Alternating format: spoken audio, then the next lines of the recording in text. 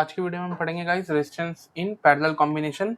जो प्रीवियस वाली वीडियो थी उसमें हमने रेजिस्टेंस इन सीरीज कॉम्बिनेशन पढ़ लिया था। तो देखिए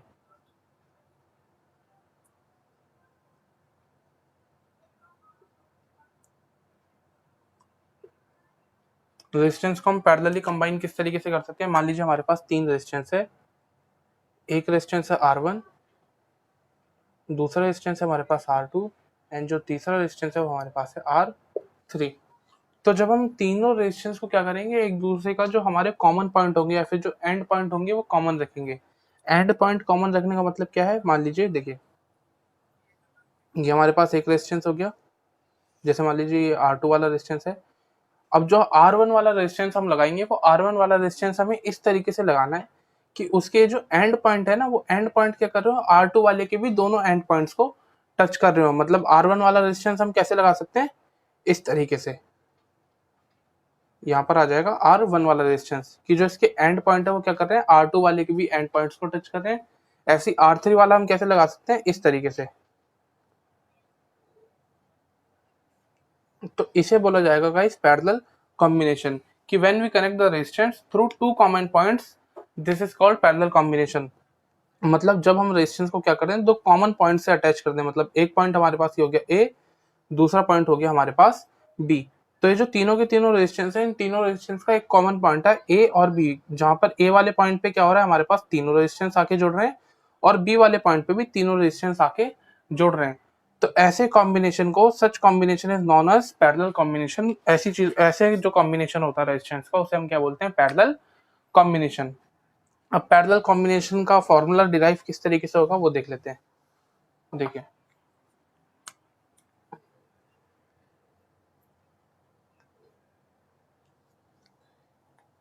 ये हमारे पास रेजिस्टेंस है R1, यहाँ पे एक अनदर रेजिस्टेंस जुड़ा हुआ है और ये अलग रेजिस्टेंस जुड़ा हुआ है। और ये जो है ये पूरा का पूरा गाइस जुड़ा हुआ है एक सर्किट से या फिर एक बैटरी से जुड़ा हुआ है। यहाँ पर इसकी की है। तो इस बैटरी से जब करंट पास आउट होगा, मान लीजिए बैटरी किसी भी वोल्टेज की, इसकी वोल्टेज हमने मान ली कितनी है, V। तो इस V वोल्ट की बैटरी से जब इसके अंदर करंट पास आउट होगा तो करंट कितना जाएगा, I। अब ये जो I करंट गाइस यहाँ पर आया, ये I करंट क्या होगा, यहाँ पर आके तीन अलग अलग ब्रांचेस में डिवाइड हो जाएगा। मतलब एक ब्रांच ये, दूसरी ये और तीसरी ये, क्योंकि तीनों क्या है हमारे पास अलग अलग तरीके के रेजिस्टेंस है। तो अलग अलग रेजिस्टेंस के नीड के हिसाब से क्या होगा, जो करंट होगा वो तीन अलग अलग ब्रांचेस के अंदर चला जाएगा। तो मान लीजिए यहाँ करंट कितना चला गया, I1, इस वाली ब्रांच में करंट चला गया I2 और इस वाली ब्रांच में करंट चला गया I3। तो I1 वाला करंट क्या होगा, यहाँ से वापस आ जाएगा, I1 इधर आया। ऐसे यहाँ से क्या होगा, I2 वाला करंट वापस आ जाएगा और इधर से I3 वाला करंट वापस आ जाएगा। और ये तीनों करंट मिलके क्या हो जाएंगे, दोबारा जब इस ब्रांच से बाहर निकल रहे होंगे तो ये दोबारा क्या बन जाएंगे, I। तो I करंट गया था, वो तीन अलग अलग डिफरेंट वेज में क्या हुआ हमारे पास, डिवाइड हुआ। डिवाइड होने के बाद वो क्या हुआ, दोबारा I बन के ही वापस आ गया। तो अगर ये रेजिस्टेंस हमारे पास देखिए R1 था, या फिर अगर हम इसमें वोल्टेज निकालें तो वोल्टेज कितनी हो जाएगी, V इज इक्वल टू, हमने पढ़ा क्या होता है, IR। तो पहली ब्रांच की बात करें तो इसमें हमारे पास रेजिस्टेंस अगर ये R1 माने, अगर हम ये वाला रेजिस्टेंस R1 मान लें, तो इस ब्रांच में जो करंट है वो करंट कितना है हमारे पास, I1। तो ये क्या हो जाएगा, इसकी वोल्टेज I1R1, इस वाले की वोल्टेज क्या हो जाएगी, I2R2 और इस वाले की वोल्टेज क्या हो जाएगी, I3R3। तो देखिए करंट हमारे पास कितना गया था, I। वो I करंट कितने तीन पार्ट्स में डिवाइड हुआ, एक तो I1, दूसरा था हमारे पास I2 और तीसरा था I3। तो I को हम क्या लिख सकते हैं, V/R। ये जो I है, R को अगर इसके अपॉन में भेज दें तो I इज इक्वल टू क्या बन जाएगा हमारे पास, V/R। I1 को हम क्या लिख सकते हैं, V अपॉन में R1। I2 को हम लिख सकते हैं V अपॉन में R2 और I3 को हम लिख सकते हैं V अपॉन में R3। पैरेलल कॉम्बिनेशन में क्या होता है गाइस, जो वोल्टेज होती है, पोटेंशियल डिफरेंस जो होता है, वो देखिए कॉमन पॉइंट्स हमारे पास सेम है, मतलब A से लेके B। तो जो चार्ज पार्टिकल का वर्क डन करना पड़ रहा है वो हमें A से B तक ही करना पड़ रहा है, इसलिए जो इसमें हमारा पोटेंशियल डिफरेंस होता है वो पोटेंशियल डिफरेंस कांस्टेंट रहता है। जैसे यहाँ पर हमने क्या लिया है, V सब में लिया है, क्यों, क्योंकि जो पैरेलल कॉम्बिनेशन होता है उस पैरेलल कॉम्बिनेशन में जो पोटेंशियल डिफरेंस होता है वो सेम रहता है। तो इस पूरे में से हम क्या करेंगे, देखिए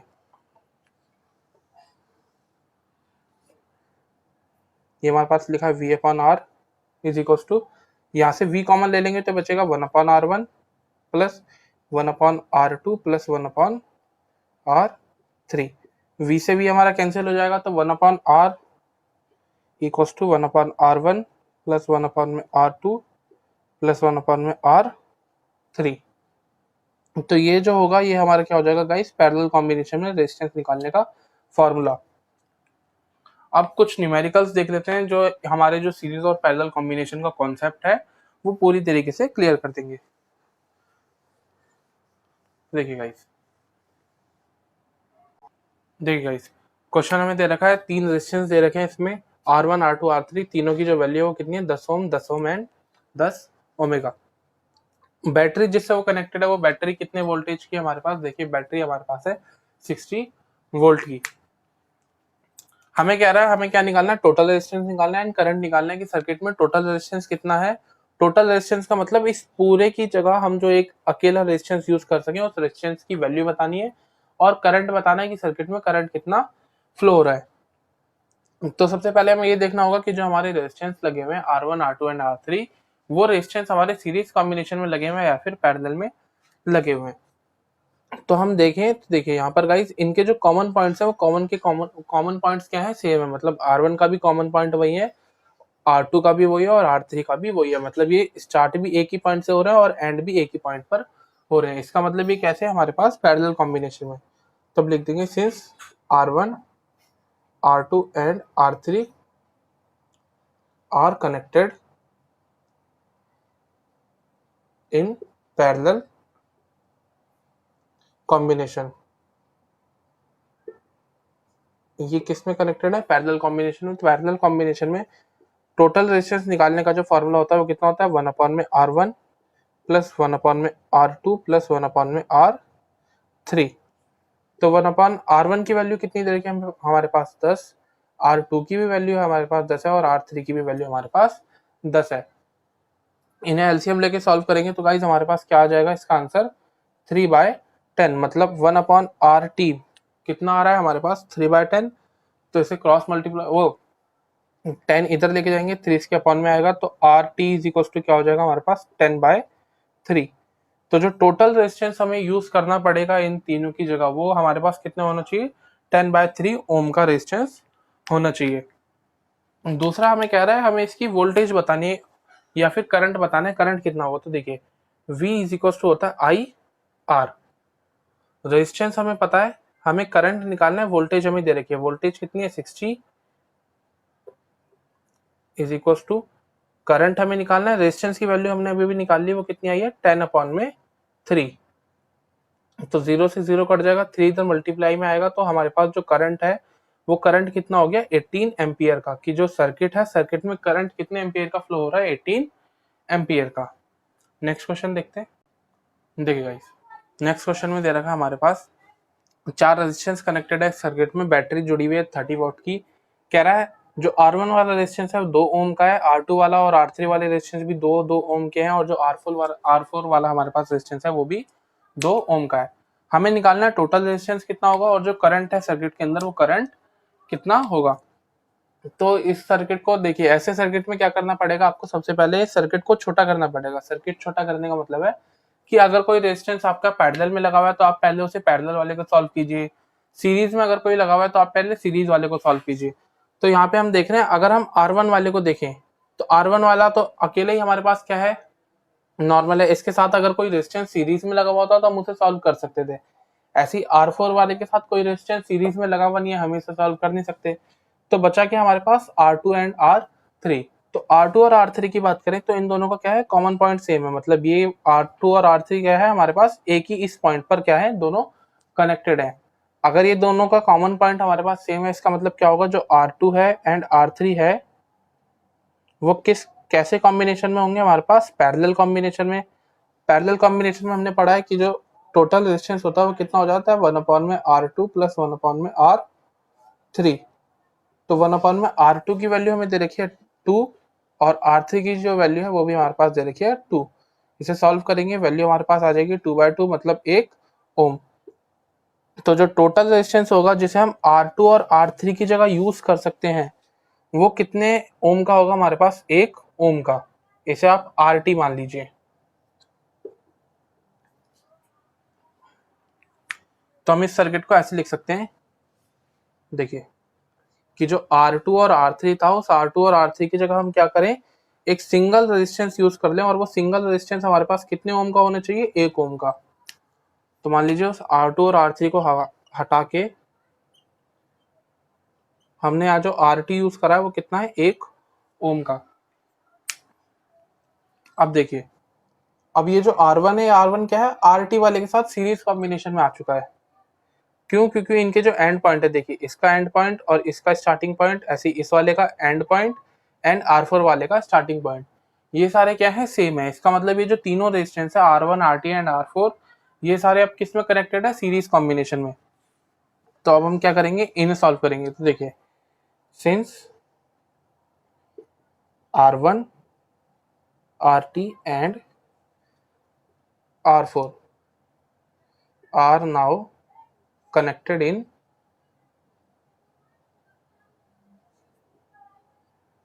series combination। तो देखिए, सीरीज कॉम्बिनेशन का जो फॉर्मूला होता है वो क्या होता है, जितने भी रेजिस्टेंस है हम क्या करते हैं, उनका सम कर देते हैं। मतलब RT plus R1 plus R4। R equivalent जो आएगा हमारे पास, RT की वैल्यू क्या है हमारे पास, 1 ओम, R1 की वैल्यू हमारे पास है 2 ओम, R4 की वैल्यू भी है 2 ओम। तो टोटल जो रेजिस्टेंस आएगा वो कितने ओम का आ जाएगा हमारे पास, 5 ओम का। इसका मतलब इन तीनों को हटा के जो हम एक सिंगल रेजिस्टेंस यूज कर सकते हैं, वो सिंगल रेजिस्टेंस कितने ओम का होना चाहिए हमारे पास, 5 ओम का। देखिए, इन तीनों को हटा के यहाँ पे जो हम R इक्विवेलेंट यूज करेंगे वो कितने ओम का होना चाहिए हमारे पास, 5 ओम का। तो आपने देखा गाइस, वो पहले एक बड़ा सा कॉम्प्लेक्स सर्किट था, हमने उसे धीरे धीरे पहले पैरेलल वाले को सॉल्व करा, फिर उसे सीरीज में बनाया, फिर उसके बाद सीरीज वाले को सॉल्व करा, और अब एक अल्टीमेट सर्किट हमारे पास बन के आ गया ये। तो इसे सॉल्व करना बहुत ज्यादा मुश्किल नहीं है। अब देखिए, हमारे पास इक्विवेलेंट रेजिस्टेंस आ चुका है। हमसे क्या पूछा था कि टोटल रेजिस्टेंस कितना होगा, तो टोटल रेजिस्टेंस हमने बता दिया कितना होगा, उसका RT की जो वैल्यू होगी वो कितनी होगी, 5 ओम की। अगला है करंट, हमें करंट बताना है। तो हमने पढ़ा है by Ohm's law, V is equal to क्या होता है हमारे पास, IR। वोल्टेज हमें कितनी दे रखी है, 30, is equal to I। Resistance हमने कितना निकाल लिया इसका, 5। सिंपल इसे काट देंगे तो करंट हमारे पास कितना आ गया सर्किट के अंदर, 6 एम्पियर का। कि जो सर्किट है उसमें कितने एम्पियर का करंट फ्लो हो रहा है, 6 एम्पियर का। नेक्स्ट क्वेश्चन देखते हैं। देखिए गाइस, नेक्स्ट क्वेश्चन हमें कुछ ऐसे दे रखा है कि इसमें 3 रेजिस्टेंस कनेक्टेड है। इन्हें नाम दे देते हैं पहले। जैसे मान लीजिए हो गया R1, ये हमारे पास हो गया R2, और ये हो गया हमारे पास R3। तो R1 और R2 हमारे पास 2-2 ओम के दे रखे हैं, और जो R3 वाला रेजिस्टेंस है वो हमें दे रखा है 4 ओम का। हमें क्या निकालना है, टोटल रेजिस्टेंस। की जो टोटल रेजिस्टेंस होगा RT, वो कितना होगा, और सर्किट में करंट बताना है कि जो करंट है वो कितना फ्लो हो रहा है। तो सबसे पहले हम इस सर्किट को देखें तो हमें एक बात पता चलती है कि जो R1 वाला रेजिस्टेंस है और जो R2 वाला रेजिस्टेंस है, अगर हम देखें तो हम इस डायग्राम को गाइस कुछ ऐसे भी बना सकते हैं। देखिए, ये जो सर्किट है, मान लीजिए 4 ओम वाला रेजिस्टेंस हमने ऐसे लिखा, R2 R1 और R2 वाले को हम कैसे लिख सकते हैं, इस तरीके से भी लिख सकते हैं। देखिए, ये एक हो गया और ये दूसरा, मतलब ये हो गया R1 वाला रेजिस्टेंस एंड ये हो गया R3 वाला रेजिस्टेंस। ये क्या था, सिर्फ ये जो हमारे पास लाइंस जा रही है क्या है, एक्चुअली वायर है। तो वायर को हम अगर इस तरीके से रखें या फिर ऐसे सिंगल उसमें रखें, उसकी तो कोई दिक्कत नहीं है। इसका मतलब क्या है, जो हमारे पास R1 है और R2 वाला जो रेजिस्टेंस है, R1 R2 किस में कनेक्टेड है हमारे पास, सीरीज वाले में। या आप ऐसे भी समझ सकते हैं। देखिए, R1 वाला रेजिस्टेंस यहाँ से शुरू हुआ और खत्म हुआ है R1 वाला रेजिस्टेंस यहाँ पर। तो इसी पॉइंट से क्या हुआ है, दूसरा रेजिस्टेंस इससे कनेक्टेड है, वो कौन सा है, R2। मतलब R1 वाले का जो एंड पॉइंट है वो R2 वाले के स्टार्टिंग पॉइंट से कनेक्टेड है। तो ये दोनों रेजिस्टेंस आपस में कैसे कनेक्टेड है, एक दूसरे से एंड टू एंड। तो ये दोनों किस में आ जाएंगे हमारे पास, सीरीज कॉम्बिनेशन में। तो हम लिख देंगे R1 and R2 are connected in series. तो R T जो होगा इसका, या फिर R इक्विवेलेंट निकाल देते हैं हम। तो R इक्विवेलेंट क्या हो जाएगा हमारे पास, R1 प्लस R2। तो R1 की वैल्यू हमारे पास कितनी है, 2, R2 की वैल्यू हमारे पास 2 है, तो जो R इक्विवेलेंट हमारे पास आएगा वो कितना हो जाएगा, 4 ओम का। इसका मतलब हम R1 और R2 की जगह जो एक सिंगल इक्विवेलेंट रेजिस्टेंस लगा सकते हैं, वो सिंगल इक्विवेलेंट रेजिस्टेंस हमारे पास कितने ओम का होना चाहिए, 4 ओम का। देखिए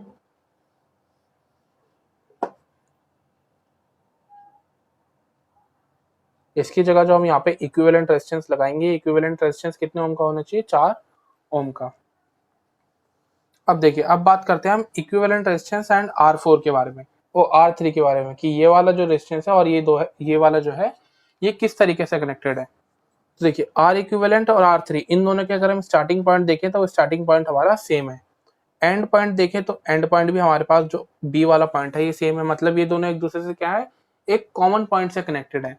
और जब भी दो रेजिस्टेंस आपस में कॉमन पॉइंट से कनेक्टेड होते हैं तो वो किस में कनेक्टेड होते हैं, हमारे पास पैरेलल कॉम्बिनेशन में। इसका मतलब जो R इक्विवेलेंट है एंड R3 है वो किस में है, R connected in parallel combination.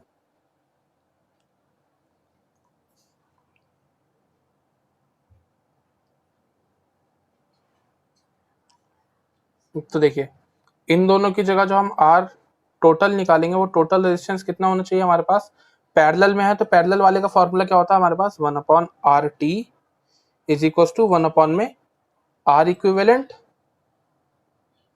Plus 1 में R3।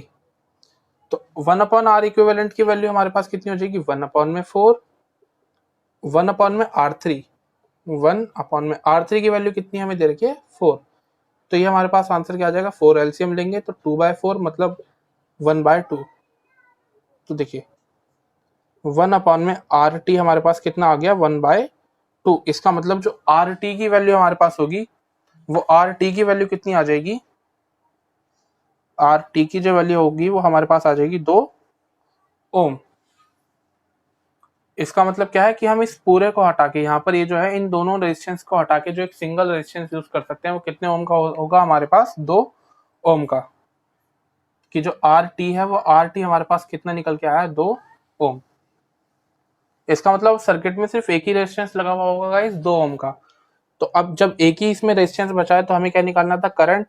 और वो करंट आसानी से निकाल सकते हैं कैसे, by Ohm's law. V is equal to हमने पढ़ा IR के होता है, वोल्टेज हमें दे रखी है 60 watt, 60 volt is equal to I। Resistance हमारा कितना है, 2। तो इसे काटेंगे 30, तो हमारे पास जो I होगा, करंट सर्किट में कितने एम्पियर का फ्लो हो रहा है, 30 एम्पियर का। तो ये था गाइस आज की वीडियो में।